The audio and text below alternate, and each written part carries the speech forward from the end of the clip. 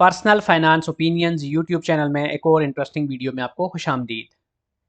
पिछले कुछ महीनों में या पिछले कुछ अरसे के अंदर जितना स्टॉक मार्केट में यानी पाकिस्तान स्टॉक मार्केट में एक बुलिश मोमेंटम आया, रैली आई और बहुत सारे लोगों ने इसमें अच्छा पैसा बनाया। तो उसके बाद नए इन्वेस्टर्स भी काफ़ी तादाद में स्टॉक मार्केट में आना शुरू हो गए हैं। नए लोग अपने अकाउंट्स ओपन कर रहे हैं और वो भी स्टॉक मार्केट की बहती गंगा में हाथ धोकर पैसा बनाना चाहते हैं। अगर आपने भी अभी तक स्टॉक मार्केट में इन्वेस्टमेंट नहीं की और आप सोच रहे हैं या इरादा कर रहे हैं कि आपने भी स्टॉक मार्केट में इन्वेस्टमेंट करनी है, तो रुक जाइए और आज की इस वीडियो को ज़रूर देख लीजिए, क्योंकि इसमें बड़ी डिटेल में कुछ ऐसे पॉइंट्स आपके सामने रखे गए हैं कि जिसकी बुनियाद पर आप ये जान सकेंगे कि क्या स्टॉक मार्केट आपको सूट करती है। क्योंकि स्टॉक मार्केट भी दीगर इन्वेस्टमेंट एवेन्यूज़ की तरह एक ऐसा इन्वेस्टमेंट इंस्ट्रूमेंट है या ऐसा एक मीडियम है कि जो हर किसी के लिए नहीं है। कुछ स्पेसिफिक टाइप ऑफ पीपल हैं जिनके लिए ये आइडियल होता है और कुछ लोग ऐसे होते हैं, कुछ खास स्पेसिफिक टाइप ऑफ पीपल की जिनके लिए ये इन्वेस्टमेंट ऑप्शन ठीक नहीं होगा। तो ये सारी चीज़ें आज की इस वीडियो में डिस्कस की जाएंगी, जिसके बाद आप बेहतर पोजीशन में होंगे ये अंडरस्टैंड करने के लिए कि आप कहाँ पे फाल करते हैं। अब 7 पॉइंट्स हैं, जिसमें से पहला इंपॉर्टेंट पॉइंट है कि स्टॉक मार्केट उन लोगों के लिए बिल्कुल भी नहीं है जिनके पास किसी किस्म का कोई इमरजेंसी फंड नहीं है। याद रहे कि अगर आपके पास रेनी डेज़ के लिए यानी कि मुश्किल हालात के लिए कोई सेविंग नहीं है, कोई ऐसा पैसा आपने किसी इमरजेंसी फंड में या इमरजेंसी अकाउंट में नहीं रखा हुआ जो कि आपके लिए अनफोर्सीन सिचुएशंस के अंदर काम आ सके, और आपके पास सिर्फ वही पैसा है जो कि आप इन्वेस्ट करना चाहते हैं, तो ये आपके लिए फिर आइडियल सिचुएशन नहीं होगी। और ये पहली प्रेफरेंस या पहली तरजीह आपकी होनी चाहिए कि आपके पास इमरजेंसी फ़ंड हो अपने लिए, अपनी फैमिली के लिए, तब ही आप स्टॉक मार्केट में इन्वेस्टमेंट का डिसीजन ले सकते हैं। तो वो लोग जिनके पास कोई इमरजेंसी फंड नहीं है, जिन्होंने अभी तक कोई ऐसी सेविंग नहीं की जिसमें उनके पास ऐसी लिक्विड कैश हो जो कि किसी भी इमरजेंसी सूरत हाल में उनको काम आ सके, तो सबसे पहले उन्हें इमरजेंसी फील्ड फंड बिल्ड करना चाहिए। उसके बाद ही वो स्टॉक मार्केट में इन्वेस्टमेंट के बारे में सोच सकते हैं। अब जो दूसरा बड़ा इंपॉर्टेंट पॉइंट है वो ये है कि वो लोग के जिनको नियर फ्यूचर के अंदर कोई इंपॉर्टेंट ज़रूरियात हैं, जिनके लिए पैसा चाहिए, तो उनके लिए भी स्टॉक मार्केट एक सूटेबल इन्वेस्टमेंट ऑप्शन नहीं होगा। इसकी वजह यह है कि स्टॉक मार्केट में जब आप इन्वेस्टमेंट करते हैं तो ज़रूरी नहीं कि विद इन वीक्स या विद इन मंथ्स आप वहाँ पर प्रॉफिटेबल हो जाएं। और ये भी पॉसिबिलिटी है कि अगर बहुत शॉर्ट टर्म के लिए आप इन्वेस्ट कर रहे हैं तो मे बी के उतने टाइम में स्टॉक मार्केट में बजाय नफ़े के आपको नुकसान हो रहा हो। तो अगर आपको बहुत नियर फ्यूचर में पैसा चाहिए, फॉर एग्जांपल अगर नियर फ्यूचर में कोई शादी या किसी और फंक्शन के लिए आपको पैसा चाहिए, या कोई आपने प्रॉपर्टी खरीदी है उसके लिए आपको चाहिए, या कोई लोन आपने रीपे करना है तो रीपे करने के लिए आपको जल्दी से पैसा चाहिए, तो ये वो सारी सिचुएशंस होती हैं कि जिसमें आप अगर पैसे को बहुत जल्दी स्टॉक मार्केट्स में से निकाल लेंगे तो मुमकिन तौर पर आप लॉस में हो सकते हैं, और इवन अगर आप प्रॉफिट में भी हैं तो कोई सिग्निफिकेंट प्रॉफिट नहीं होगा। तो इसलिए वही पैसा आप स्टॉक मार्केट में इन्वेस्ट करें जो कि आपके लिए बहुत इमीडिएट बेसिस पे उसकी आपको ज़रूरत नहीं है। और अगर आपको बहुत नियर फ्यूचर में ज़रूरत है तो फिर स्टॉक मार्केट में इन्वेस्टमेंट करना शायद आपके लिए सूटेबल नहीं होगा। इसके बाद जो तीसरा पॉइंट है वो ये है कि उन लोगों के लिए स्टॉक मार्केट बिल्कुल भी एक अच्छा इन्वेस्टमेंट ऑप्शन नहीं है जो कि अप्स एंड डाउन्स को बर्दाश्त करने से कासिर हैं। Stock market high risk high reward एक इन्वेस्टमेंट ऑप्शन समझा जाता है, और इसमें जितना ज़्यादा आप मुमकिन तौर पे कमा सकते हैं उतना ही ज़्यादा इसमें रिस्क भी इन्वॉल्व होता है। रिस्क इन द सेंस कि यहाँ पर मार्केट के अंदर प्राइसेस ऊपर नीचे जाती रहती हैं। स्टॉक मार्केट बहुत सारे फैक्टर्स की वजह से इम्पैक्ट होती है, जो इंटरनल भी हो सकते हैं, एक्सटर्नल भी हो सकते हैं। जियोपॉलिटिकल सिचुएशन, लोकल पॉलिटिक्स, फिर लॉ एंड ऑर्डर की सिचुएशन, फिर इंटरनेशनल मार्केट में डिफरेंट जो कमोडिटीज़ हैं उनकी प्राइसेस, जो फिर कंपनीज़ हैं उनके जो इंटरनल मैटर्स हैं वो भी मार्केट के ऊपर असरअंदाज हो रहे होते हैं। तो बहुत सारी चीज़ें हैं, इन्फ्लेशन के किस तरह की है, इंटरेस्ट रेट की क्या सूरत हाल है। तो इसलिए स्टॉक मार्केट में नशेबो फराज का आना एक आम सी बात है। तो अगर आपके अंदर स्टेमिना नहीं है, आपके अंदर वो पेशेंस नहीं है कि आप इन सारी सिचुएशंस को कोप अप कर सकें, और आप सिर्फ यही चाहते हैं कि हमेशा आपकी जो इन्वेस्टमेंट है वो सिर्फ यूनी डायरेक्शनल ही चलती रहे और हमेशा ऊपर ही जाती रहे, तो फिर शायद stock market is not a right option for you. क्योंकि स्टॉक मार्केट में फिर आप इस तरह की सिचुएशन अगर हैंडल नहीं कर सकते तो आप ज़्यादा अरसा स्टॉक मार्केट में टिक भी नहीं सकेंगे।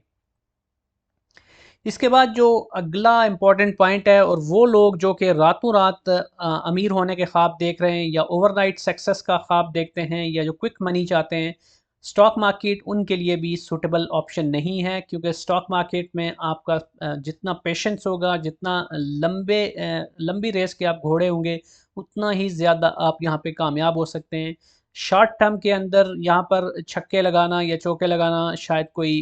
एक दो दफ़ा तो पॉसिबल हो सकता है, लेकिन ये कंसिस्टेंटली और एक परसिस्टेंट अप्रोच नहीं होगी, और इसमें आपको फिर नुकसान ही होगा। इसलिए अगर आप चाहते हैं कि चंद दिनों के अंदर, चंद महीनों के अंदर या इवन चंद सालों के अंदर आप डबल शाह की तरह अपने पैसे को डबल कर लें, या बहुत ज़्यादा आप अपनी इन्वेस्टमेंट में से पैसा कमा लें, तो फिर शायद स्टॉक मार्केट से जो आपकी एक्सपेक्टेशंस हैं वो अनरियलिस्टिक है। इसके बाद जो अगला पॉइंट है नंबर 5, वो बहुत ही इंपॉर्टेंट है। वो लोग जो कि स्टॉक मार्केट और इन्वेस्टमेंट के हवाले से बिल्कुल भी कोई नॉलेज नहीं रखते और ना ही वो ये नॉलेज गेन करना चाहते हैं, तो उनकी मिसाल ऐसे ही है कि जैसे एक बंदा स्विमिंग जानता ही नहीं है और वो किसी दरिया के अंदर छलांग लगाकर कहे कि मैंने तैरना है, तो यकीनन वो डूब जाएगा और वो अपनी जो उसकी लाइफ है वो भी ख़तरे में होगी। तो इसी तरह अगर आप अपना पैसा स्टॉक मार्केट में डालते हैं और आपको स्टॉक मार्केट की नो हाउ नहीं है, मार्केट कैसे परफॉर्म करती है, इसमें कैसे अप्स एंड डाउन्स आते हैं, जो कंपनीज़ हैं उनके क्या फंडामेंटल्स हैं, उनके फंडामेंटल्स को कैसे एनालाइज किया जाता है, कौन से टेक्निकल्स हैं जो कि मार्केट के ऊपर असरअंदाज होते हैं, फिर स्टॉक्स की सिलेक्शन कैसे होती है, पोर्टफोलियो में डाइवर्सिफिकेशन कैसे लानी है, पोर्टफोलियो बिल्ड कैसे करना है, एसआईपी कैसे करनी है, लॉन्ग रन में कैसे फ़ायदा उठाना है। अगर ये सारी चीज़ें आपको बिल्कुल भी नहीं पता और फिर इन्वेस्टमेंट के हवाले से भी आपको कोई खातिर ख़्वाह नॉलेज नहीं है, और सिर्फ आप स्टॉक मार्केट में ये सोच कर के आप बस पैसा फेंकेंगे और वो पैसा डबल होना शुरू हो जाएगा या पैसे से पैसा बनना शुरू हो जाएगा, यही सोच कर आप आ रहे हैं और आप बिल्कुल भी ये चीज़ें ना तो जानते हैं और ना ही सीखना चाहते हैं, तो फिर स्टॉक मार्केट आपके लिए नहीं है और इसमें आपको फ़ायदे के बजाय नुकसान ही होगा। अब इसके बाद जो छठा पॉइंट है, जिसके हवाले से कुछ बात पहले भी मैंने की, कि वो लोग जो कि लंबे अरसे तक मार्केट में नहीं रहना चाहते, उनके लिए स्टॉक मार्केट बिल्कुल भी एक अच्छा ऑप्शन नहीं है। क्योंकि स्टॉक मार्केट आपसे पेशेंस मांगती है और इसमें जितना टाइम आपका ज़्यादा लगेगा, जितना अरसा आप स्टॉक मार्केट में इन रहेंगे, उतना ज़्यादा यहाँ पर जो नॉइज़ है, यानी वक्ती जो अप्स एंड डाउन्स हैं, उसका असर ज़ायल कर सकेंगे और आप प्रॉफिटेबल होंगे। डिविडेंड इन्वेस्टिंग की बात की जाए, यानी कि वैल्यू इन्वेस्टिंग की बात की जाए, या इवन किसी भी तरह की इन्वेस्टमेंट करते हैं आप स्टॉक मार्केट में, तो फ़ायदा वही लोग उठाते हैं जो लंबे अरसे तक स्टॉक मार्केट में टिके रहते हैं, जो होल्ड रखते हैं और जिनके पास टाइम होराइज़न बड़ा होता है। अगर आप लंबे अरसे तक नहीं रह सकते मार्केट के अंदर और बहुत थोड़े अरसे के अंदर आप चाहते हैं कि आप मार्केट में पैसा डालें और फिर निकाल लें, तो फिर शायद आपके लिए स्टॉक मार्केट एक सूटेबल ऑप्शन नहीं है। इसके बाद जो आखिरी पॉइंट है वो भी बड़ा इंपॉर्टेंट पॉइंट है, कि वो लोग जो सुनी सुनाई बातों के ऊपर या यूट्यूब पर, व्हाट्सएप ग्रुप्स में या कहीं से भी किसी की टिप्स के ऊपर चलते हैं, तो वो लोग भी स्टॉक मार्केट में कामयाब नहीं हो सकते और उनके लिए भी ये एक राइट ऑप्शन नहीं है। क्योंकि अगर आप सुनी सुनाई बातों पे अमल करते हैं, ब्रोकर की बातों में आ जाते हैं या किसी और की बातों पे आके आप अपने डिसीजन लेते हैं और अपनी इन्वेस्टमेंट के हवाले से अपना पैसा लगा देते हैं, तो उसके अंदर रिस्क फैक्टर बहुत ज़्यादा हो जाता है।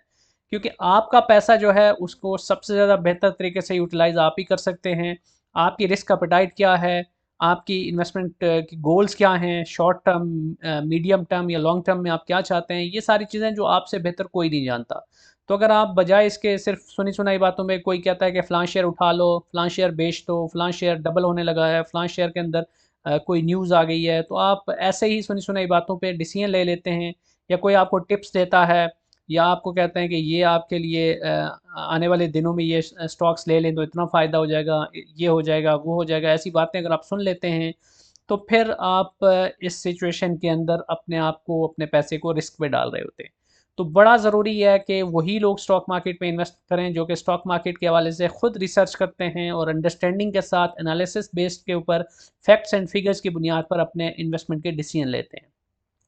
तो अब ये सातों पॉइंट्स मैंने आपके सामने रख दिए हैं। इनमें से किसी भी पॉइंट के हवाले से अगर आप समझते हैं कि आप उस पर्टिकुलर कैटेगरी में फ़ॉल करते हैं,